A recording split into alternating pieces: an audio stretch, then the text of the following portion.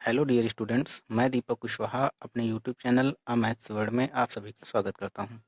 बच्चों, आज हम सरल रेखा चैप्टर के पार्ट 6 की शुरुआत करने जा रहे हैं। हमने आपको बताया था कि जब हम इस चैप्टर के सारी हेडिंग्स के ऊपर चर्चा कर लेंगे, उसके बाद में हम आपको लास्ट में एक और पार्ट देंगे जिसमें हम इस चैप्टर से परीक्षा में जिस जिस प्रकार के प्रश्न अब तक पूछे जाते रहे हैं, उन सभी प्रकार के प्रश्नों को हम उसमें समाहित करेंगे। तो आज हम इसी श्रृंखला में पार्ट 6 को लेकर के आपके सामने आए हुए हैं।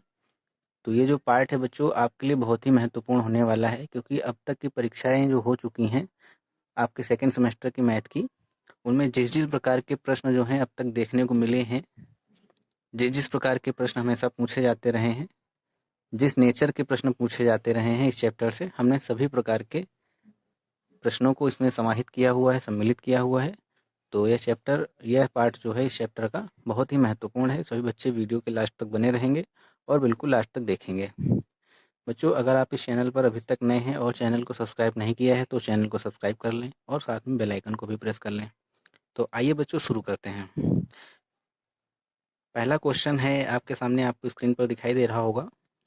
बिंदुओं 2,1,3 और 4,1,2 से होकर के जाने वाले तथा रेखा x+1/2 बराबर में y+3/2 बराबर में z-1/3 के समांतर समतल का समीकरण ज्ञात कीजिए। बच्चों, जो सरल रेखा चैप्टर है इसमें आपसे समतल और सरल रेखा दोनों पर मिक्स्ड प्रश्न आपसे पूछे जाते हैं। आप थोड़ी देर के लिए कंफ्यूज हो जाएंगे कि ये आखिर किस चैप्टर का प्रश्न है। तो इसमें आपको दोनों ही इक्वेशंस देखने को मिलेंगी, एक समतल की भी और एक सरल रेखा की भी। और हमने आपको बताया था शुरुआत में ही कि जो सरल रेखा है वो दो समतलों के समीकरणों को समायोजित करने पर ही मतलब प्राप्त होती है। तो सरल रेखा को सही से समझने के लिए आपको समतल चैप्टर पूरी तरीके से आना चाहिए। अगर आपने समतल चैप्टर नहीं देखा है तो उसका लिंक डिस्क्रिप्शन में है। समतल चैप्टर के सारे पार्ट्स को आप जरूर देखें। तो बच्चों, क्वेश्चन में जैसे जैसे कहा जा रहा है वैसे वैसे हम करने की कोशिश करेंगे। कह रहे हैं कि बिंदुओं 2,1,3 मतलब दो बिंदु से होकर के जाने वाले जो समतल का समीकरण है उसको पहले हम ज्ञात कर लेते हैं आखिर क्या होता है। तो सबसे पहले आप लिखिए, बिंदु 2,1,3 से जाने वाले समतल का समीकरण। बच्चों, एक बिंदु से होकर के जाने वाले समतल का समीकरण हमने आपको क्या बताया था? A x-x1 plus b y-y1 plus c z-z1।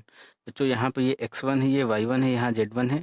तो इक्वेशन होती है ए x-x1, x1 के प्लेस पे 2 है, प्लस बी y-y1, y1 के प्लेस पे 1 है, प्लस सी z-z1 के प्लेस पे 3 है। बच्चों, इस वीडियो को हम बहुत स्पीड में ख़त्म करेंगे, इसलिए आप बिल्कुल वीडियो को देख देख के रोक रोक के देखेंगे अगर आप कॉपी में लिखते हुए चल रहे हैं, क्योंकि हमें कई सारे क्वेश्चंस को इसमें लेके चलना है, इसलिए हम थोड़ा सा स्पीड में चलेंगे। तो सभी बच्चे बिल्कुल ध्यान से बने रहेंगे और वीडियो को रोक रोक के लिखते हुए चलेंगे। तो कहने का मतलब क्या है कि जो इक्वेशन है समतल का वो पहले एक बिंदु से होकर के जा रहा है, उसके बाद वो दूसरे बिंदु से भी होकर के जाता है। तो ये जो इक्वेशन है दूसरे बिंदु से होकर के जाएगी, तब क्या बनेगी? लिखिए, चूंकि यह 4,1,2 से भी गुजरता है, दूसरे बिंदु से भी होकर के जाता है, तो दूसरे जो पॉइंट है 4,1,2 इस वाली इक्वेशन को सेटिस्फाई करेंगे, यानी कि जहाँ x है वहाँ 4 रखेंगे, जहाँ y है वहाँ पर 1 रखेंगे, जहाँ z है वहाँ पर 2 रखेंगे। इस तरीके का प्रश्न हमने आपको समतल चैप्टर में कराया हुआ है। चलिए बच्चों, वैल्यू पुट करते हैं। क्या होगा यहाँ पर? a x के प्लेस पे 4-2 हो जाएगा, प्लस b y के प्लेस पे 1 और -1, प्लस सी z के प्लेस पे 2 -3 बराबर में 0। तो यहाँ से हमें क्या मिलेगा? 2a, ये 0 हो जाएगा और ये हो जाएगा माइनस का c बराबर में 0। तो बच्चों, इसको इक्वेशन नंबर हम सेकेंड मानने ले रहे हैं। अब इसके बाद में क्या कह रहे हैं कि जो आगे की रेखा है उसके समांतर समतल का समीकरण क्या होगा? इन बिंदुओं से होकर, तो बच्चों दो बिंदुओं से होकर के जाने वाले जो समतल का समीकरण है वो इस तरीके से हमको मिला, इसको हमने इक्वेशन नंबर सेकेंड माना हुआ है। आगे क्वेश्चन में कह रहे हैं कि जो रेखा है इसके समांतर समतल का समीकरण ज्ञात कीजिए। सबसे पहले हम एक बार दोबारा प्रश्न को पढ़ते हैं, तब आपको प्रश्न का नेचर समझ में आएगा कि हमें क्या फाइंड करना है। क्वेश्चन कह रहे हैं कि बिंदुओं 2,1,3 एंड 4,1,2 से होकर के जाने वाले तथा इस रेखा के समांतर समतल का समीकरण ज्ञात कीजिए। मतलब हमें दो बिंदु दिए गए हैं और एक रेखा के समांतर, इनसे भी होकर के जाने वाले और इस रेखा के समांतर हमें क्या फाइंड करना है, समतल का समीकरण फाइंड करना है। तो आप यहाँ पे लिखेंगे दी गई रेखा, क्या है रेखा बच्चों, x प्लस 1 में 2, y प्लस 3 में 2 और z माइनस 1 में 3 क्या है, समतल के समानांतर है, समांतर है, समतल के समांतर है। अच्छा बच्चों, अब आप याद कीजिए, हमने आपको बताया था कि एक समतल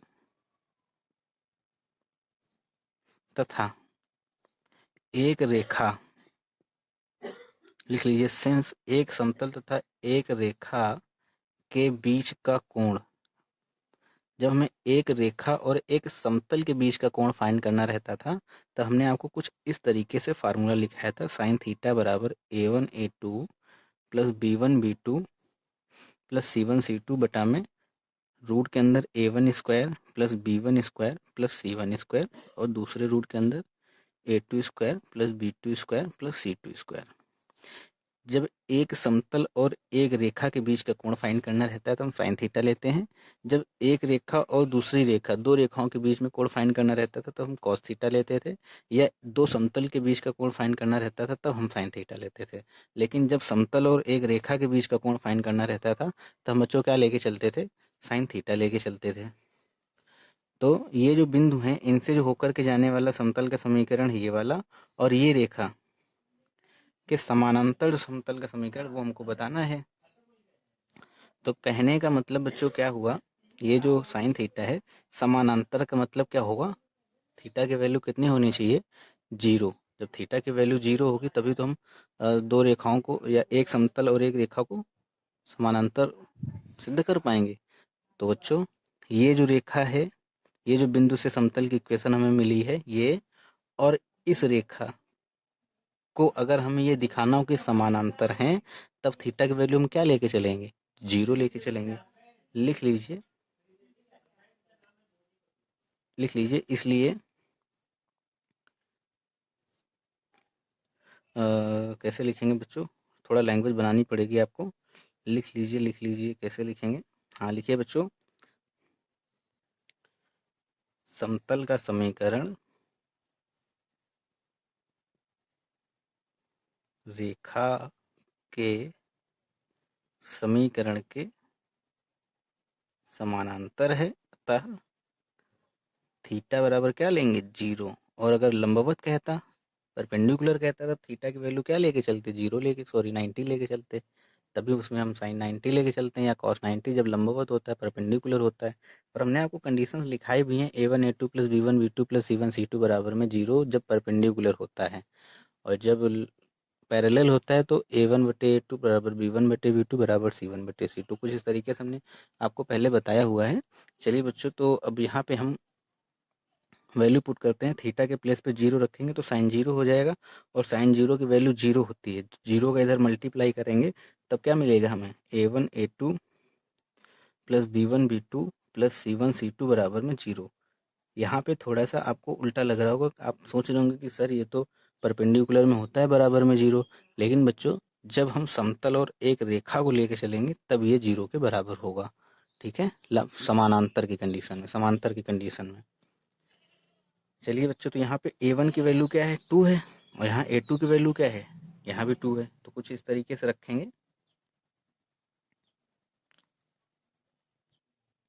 यहाँ बच्चों हमें स्टार्टिंग में एक समीकरण माननी थी, जो हमने माना नहीं, लिख लीजिए यहाँ पे, माना, सबसे पहले लाइन में लिख लीजिए, माना समतल का समीकरण ax plus by plus c z plus में d बराबर में 0। तो जो बच्चों समतल का समीकरण है और ये एक रेखा का समीकरण है, समतल का समीकरण और ये रेखा का समीकरण, ये दोनों आपस में कैसे हैं, समानांतर हैं, समांतर हैं, तब हम क्या करेंगे, ये वाली कंडीशन लगाएंगे। तो यहाँ पे a1 के स्थान पे a है और a2 के स्थान पे यहाँ रेखा में क्या है, 2 है। इस तरीके से b1 के स्थान पे b है और b2 के स्थान पे क्या है, 2 है।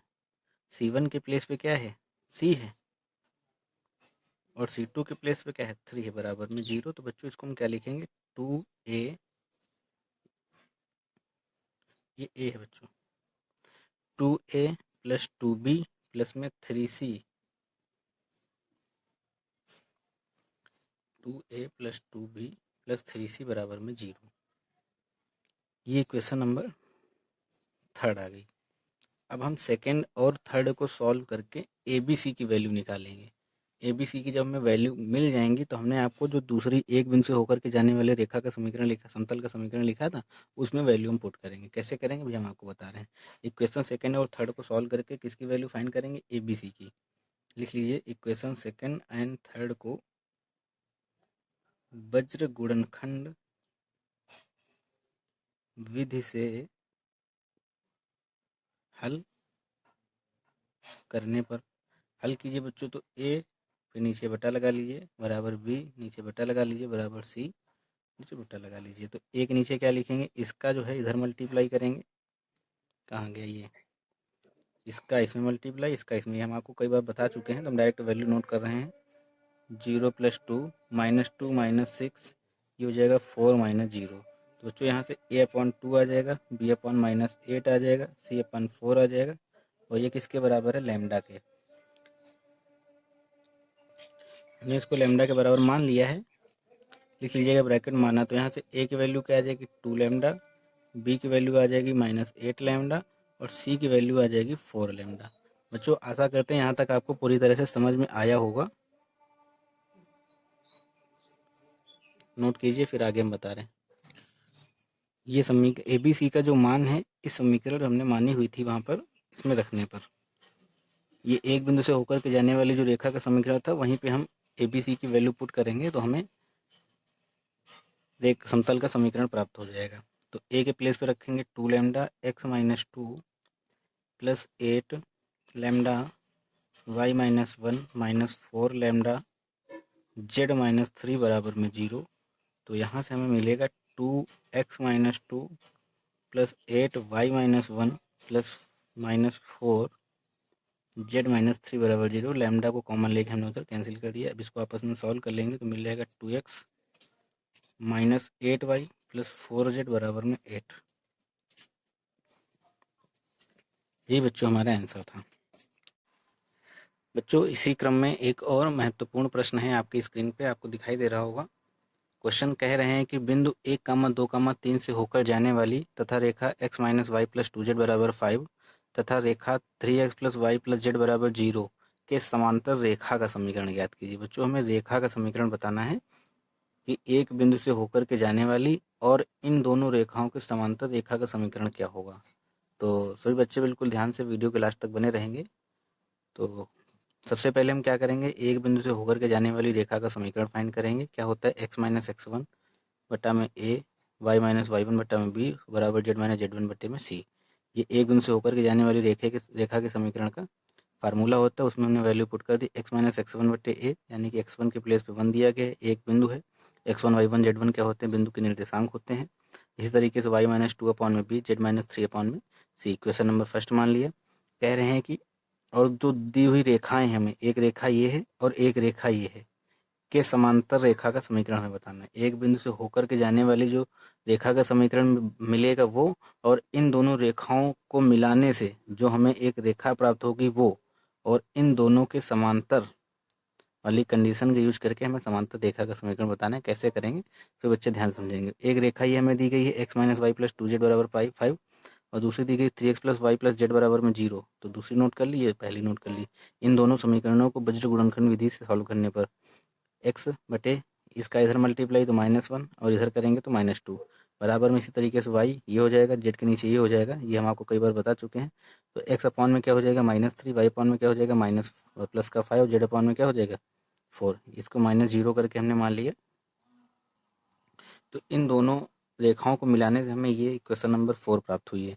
कह रहे हैं कि जो इससे होकर के जाने वाली रेखा है और इन दोनों को मिलाने, इनसे जो रेखा में प्राप्त होगी वो दोनों आपस में कैसी समांतर रेखा हैं, उसका हमें समीकरण बताना है। तो समीकरण 1 और समीकरण 4 समांतर होंगे कब, दो रेखाएं समांतर होंगी कब, जब a1 बटे a2 बराबर b1 बटे b2 बराबर c1 बटे c2 को होगा।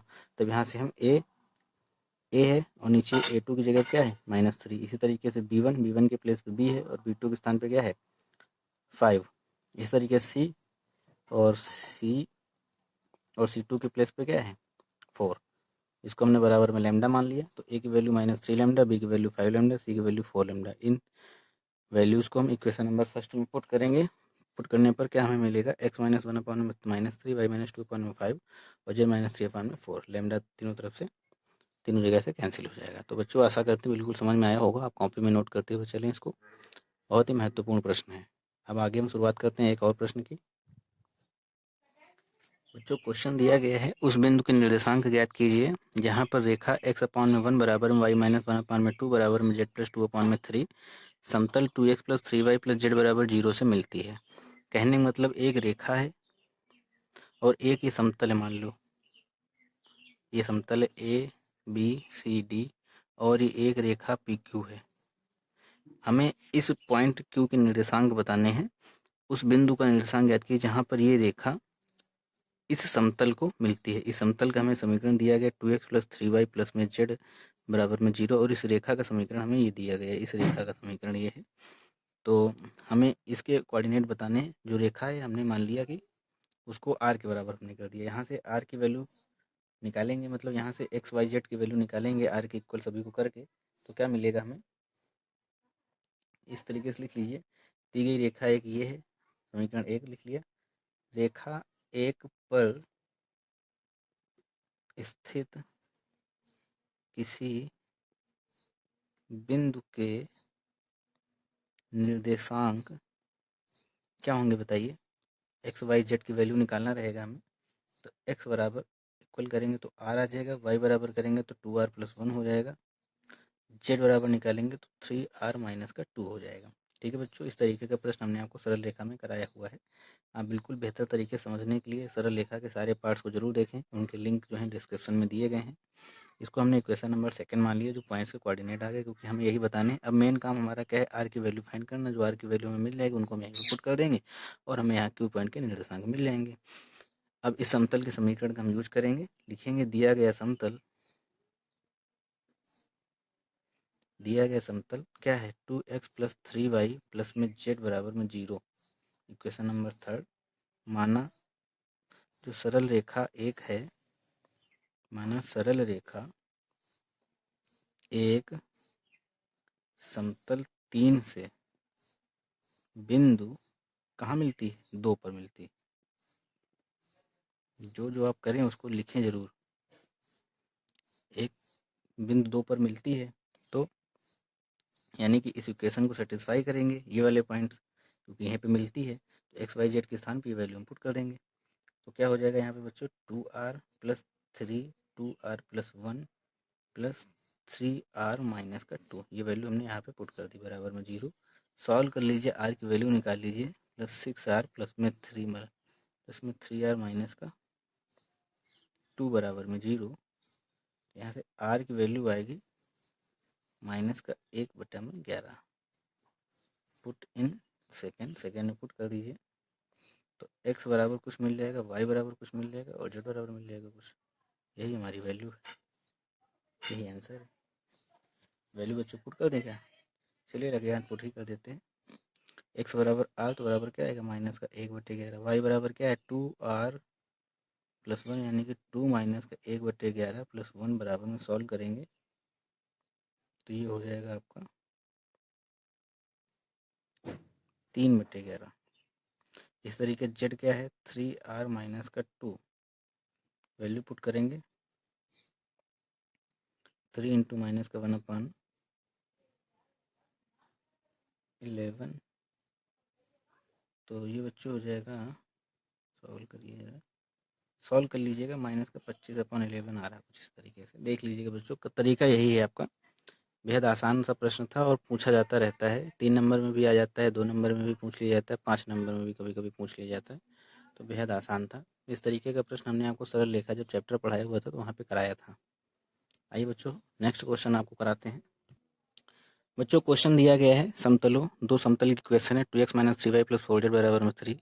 दूसरी इक्वेशन है 3x + y - z बराबर में 0 के प्रतिच्छेदन से होकर के जाने वाले उस समतल का समीकरण ज्ञात कीजिए जो रेखा x - 4/1 = y + 3/2 इक्वल में z-1/3 के समांतर है। फिर से क्वेश्चन को पढ़िए।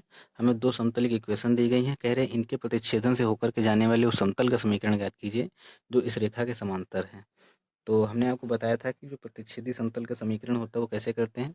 पहली इक्वेशन प्लस में लैम्डा लगा के दूसरी इक्वेशन नोट कर रखते हैं और आपस में उसका मल्टीप्लाई करा लेते हैं।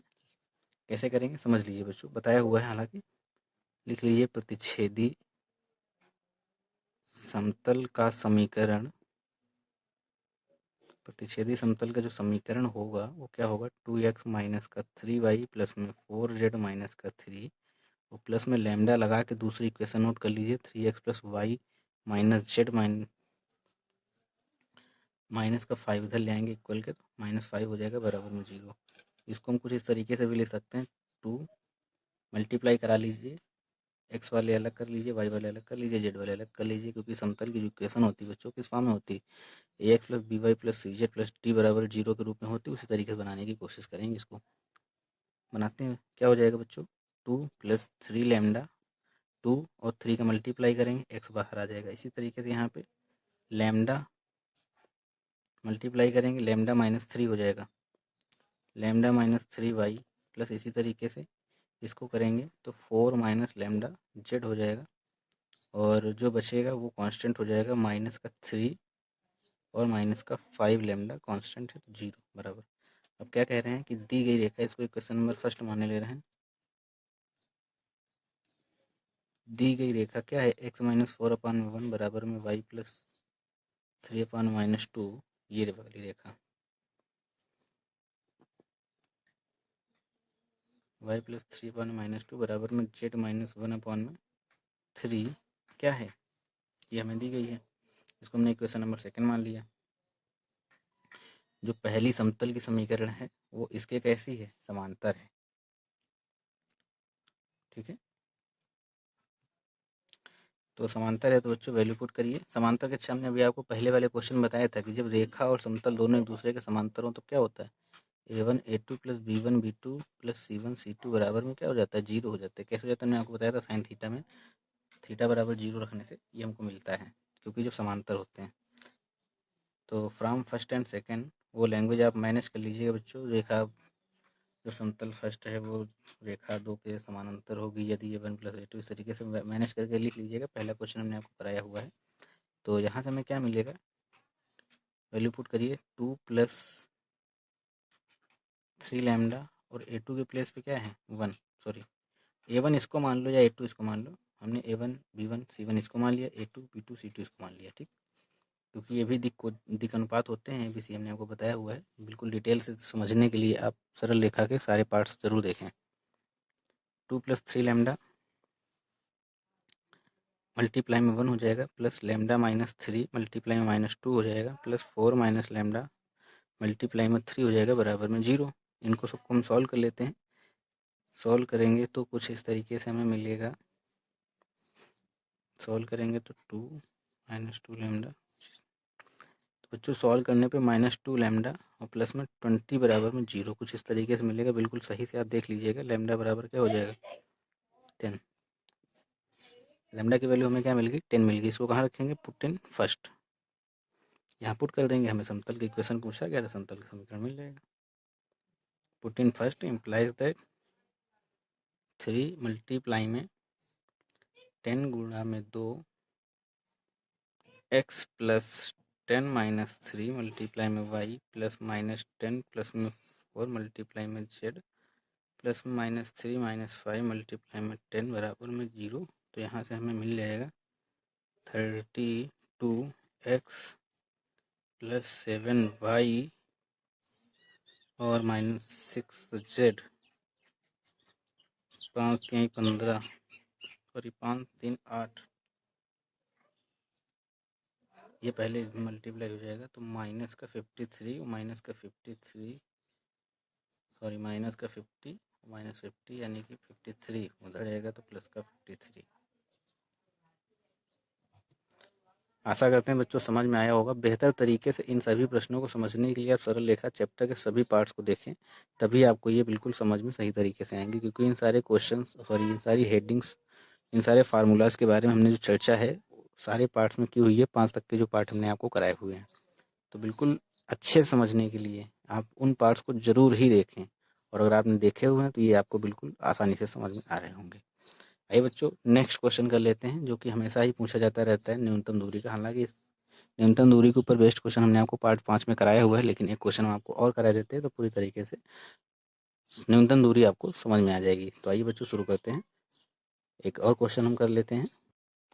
क्वेश्चन कह रहे हैं बच्चों, रेखाओं x-1/2 बराबर y-2/3 बराबर z -3/6 तथा दूसरी रेखा x-4/5 बराबर y-1/2 z-0 बराबर 4 के बीच की न्यूनतम दूरी ज्ञात कीजिए। न्यूनतम दूरी बच्चों फाइंड करना है, शॉर्टेस्ट डिस्टेंस हमें निकालनी है। शॉर्टेस्ट डिस्टेंस का हमने आपको फार्मूला बताया हुआ था, क्या होता है, एस टी बराबर में डेल्टा अपॉन में रूट का एस। इसका हमने आपको प्रूफ भी कराया हुआ है, डेल्टा अपॉन रूट एस, जहाँ डेल्टा बराबर हमने आपको बताया था x2 माइनस x1 लिख लीजिए, y2 माइनस y1 लिख लीजिए पहली रो में, z2 माइनस z1 लिख लीजिए, फिर यहाँ L1 M1 N1 L2 M2 N2। L1 M1 N1 क्या होते हैं, पहली दी गई रेखा की दिक्कोज हैं ये वाली।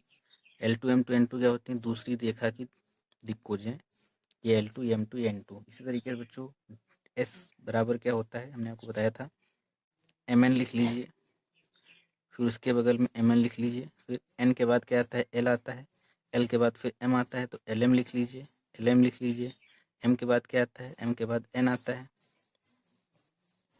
M के बाद सॉरी ऐसे M N M N, फिर जो खत्म होता है वहीं से स्टार्ट करते हैं, N L N L। L के बाद क्या आता है, L लिखेंगे, जहाँ से खत्म हुआ वहीं से स्टार्ट करेंगे, L M L M। बस यहाँ 1 लगाइए या 2 लगाइए या 2 लगाइए या 1 लगाइए, M1 N2 तो M2 N1, N1 L2 तो N2 L1, L1 M2 तो L2 M1। इस तरीके से आप बना लीजिए, और इसमें स्क्वायर, इसमें स्क्वायर, और ये आपस में क्या होते हैं, जुड़ जाते हैं। ठीक, ये हमने आपको पार्ट 5 में बताया हुआ था, और इनके बीच में माइनस का निशान आ जाता है, बस इतना याद रखना, ज़्यादा कुछ आपको रटने की जरूरत नहीं। वैल्यू पुट कीजिए बच्चों, क्या वैल्यू दी गई है, डेल्टा की वैल्यू निकालिए। अतः डेल्टा बराबर, या फिर सही से करने का तरीका अगर आपको नोट करना है तो बिल्कुल इस तरीके से नोट करेंगे। दी गई रेखाएं क्या हैं, दी हुई रेखाएं लिखिए, x-1/2 बराबर में y-2/3 बराबर में z-3/6। ये पहली रेखा है। इस पहली रेखा से हम फाइंड कर लेते हैं, मतलब जो हमें दिए गए उनको लिख लेते हैं। यहाँ x1 बराबर क्या है बच्चों, x1 के प्लेस पे 1 है, x1 के प्लेस पे 1 है, y1 के प्लेस पे 2 है, z1 के प्लेस पे 3 है, L1 के प्लेस पे 2 है, M1 के प्लेस पे 3 है, N1 के प्लेस पे 6 है। इसी तरीके से दूसरी रेखा क्या है बच्चों, x-4/5 है, y-1/2 है, z-0/4 है। तो यहाँ x2 क्या है, x2 क्या है, 4 है, y2 क्या है, 1 है, और z2 क्या है, 0 है, L2 5 है, M2 2 है, और Z2 जो है N2 जो है वो 4 है। ये सारी वैल्यू में मिल गई। डेल्टा का मान निकाल लीजिए, वैल्यू पुट कीजिए, डेल्टा में क्या हो जाएगा, x2 माइनस x1, x2 क्या है 4 है, x1 क्या है 1 है, 3 हो जाएगा। इसी तरीके से y2 माइनस y1, y2 क्या है बच्चों 1 है, 1 y2 1 है, y1 2 है, तो -1 हो जाएगा। इसी तरीके से -3 हो जाएगा, L1 के प्लेस पे 2 है, 2 3 6 है, 2 3 6 लिख लीजिए, 5 2 4 है, 5 2 4 लिख लीजिए। ये आपको सॉल्व करना हमने बचपन में सिखाया हुआ था आपको, बिल्कुल आप इसको आसानी से सॉल्व कर सकते हैं, वैल्यू निकाल सकते हैं। एक रो और एक कॉलम के सापेक्ष जब इसका एक्सपेंशन करेंगे आप, तो 3 24 इस तरीके से इसको जब हम सॉल्व कर लेंगे तो जो सॉल्व करने के बाद हमें मिल जाएगा ये 11। देख लीजिएगा 11 ही आएगा। इसके बाद में हम वैल्यू किसकी निकालेंगे, s बराबर वैल्यू निकालेंगे यहाँ से। तो इतना नोट कीजिए पहले आप। तो एस में वैल्यू पुट करेंगे। एस बराबर क्या आएगा, 12 माइनस 12 का होल स्क्वायर प्लस 30 माइनस 8 का होल स्क्वायर प्लस 4 माइनस 15 का होल स्क्वायर। ये बच्चों वैल्यू आप देख लीजिएगा, और जो वैल्यू उन्हीं को जो सॉल्व करेंगे तो इस तरीके से हमें मिलेगा। ये यहाँ पे वैल्यू हम पुट कर रहे हैं, तो 12 से 12 चलेगा 0 प्लस 4 8 4 आएगा, और ये प्लस बच्चों 11 का स्क्वायर यानी कि 121 बराबर हो जाएगा 605। अतः न्यूनतम दूरी एस टी बराबर डेल्टा बटे रूट का एस। तो डेल्टा की वैल्यू कितनी निकाली थी हम लोगों ने, डेल्टा की वैल्यू थी शायद 11 थी बच्चों। वैल्यू डेल्टा की वैल्यू हमने 11 निकाली हुई है, और रूट एस यानी कि रूट 605 यानी कि ये हो जाएगा 11 ग्राम 121 पंचे 121 का 5 से मल्टीप्लाई करें क्या आएगा, पचम पचीस 10 605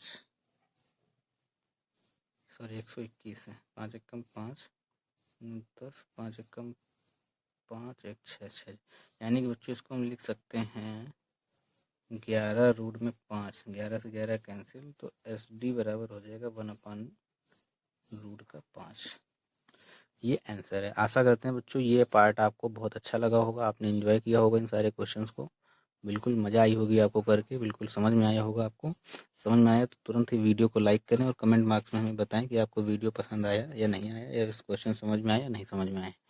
तो बच्चों आज के सेशन में, आज की क्लास में, आज के पार्ट में बस यहीं तक। अगर आपको किसी भी प्रकार के डाउट्स हैं, कोई भी समस्या हो रही किसी भी क्वेश्चन को सॉल्व करने में, आप हमें तुरंत मेल करेंगे या हमें तुरंत व्हाट्सएप करेंगे। इसके आगे हम नेक्स्ट चैप्टर शुरुआत करेंगे। आप हमें कमेंट बॉक्स में बताएं कि हम कौन सा नेक्स्ट चैप्टर आपके लिए लेकर के आएँ, उसी की हम शुरुआत करेंगे। इसमें भी हम आपको गोला पढ़ाएंगे। गोला के बाद में फिर हम आपको आंकिक विधियां, न्यूमेरिकल मेथड्स, एक चैप्टर है आपका न्यूमेरिकल इंटीग्रेशन और न्यूमेरिकल मेथड्स, जिनसे 5 नंबर में एक प्रश्न आपसे एग्जाम में हमेशा ही पूछा जाता है। तो वो चैप्टर अभी हमने आपको नहीं पढ़ाया हुआ है, तो उन चैप्टर्स को हम कवर कराएंगे। उसके बाद जब टाइम मिलेगा तो जो लेदर टेक्नोलॉजी के स्टूडेंट्स हैं उनको हम पढ़ाएंगे परवलय, दीर्घवृत्त, अतिपरवलय और गोला। ये जो 4 चैप्टर हैं ये सिर्फ लेदर टेक्नोलॉजी वाले स्टूडेंट्स के लिए हैं। बाकी के जो चैप्टर्स हमने आपको बताए हुए हैं वो CS मैकेनिकल के लिए हैं, और वो लेदर LT वाले स्टूडेंट्स में भी, उनके भी क्वेश्चन पेपर में वो चैप्टर से प्रश्न पूछे जाएंगे। लेकिन CS और मैकेनिकल के हमने जो UPBT से सिलेबस डाउनलोड करके देखा हुआ है, उसमें कंप्यूटर साइंस और मैकेनिकल इंजीनियरिंग के जो स्टूडेंट्स हैं उनको परवलय, दीर्घवृत्त, अतिपरवलय और गोला ये चैप्टर्स नहीं पढ़ने हैं। लेकिन फिर भी अगर आप पढ़ना चाहें तो पढ़ सकते हैं, हम उनके वीडियोज आपको बहुत ही जल्द देने वाले हैं। तो आज की क्लास में बच्चों बस यहीं तक। इसके बाद नेक्स्ट चैप्टर हम कौन सा शुरुआत करें आप कमेंट बॉक्स में हमें ज़रूर बताएं। 2 चैप्टर्स का हम आपको दे रहे हैं, उन्हीं 2 चैप्टर में आपको बताना है कि हम आपको कौन सा चैप्टर पहले पढ़ाएं। चैप्टर है न्यूमेरिकल इंटीग्रेशन, दूसरा है न्यूमेरिकल मेथड्स, और इधर है आपका स्फेयर। तो आप क्या पढ़ना चाहेंगे आप हमें कमेंट बॉक्स में ज़रूर बताएं। वीडियो को ज़्यादा से ज़्यादा अपने दोस्तों में शेयर करें और वीडियो को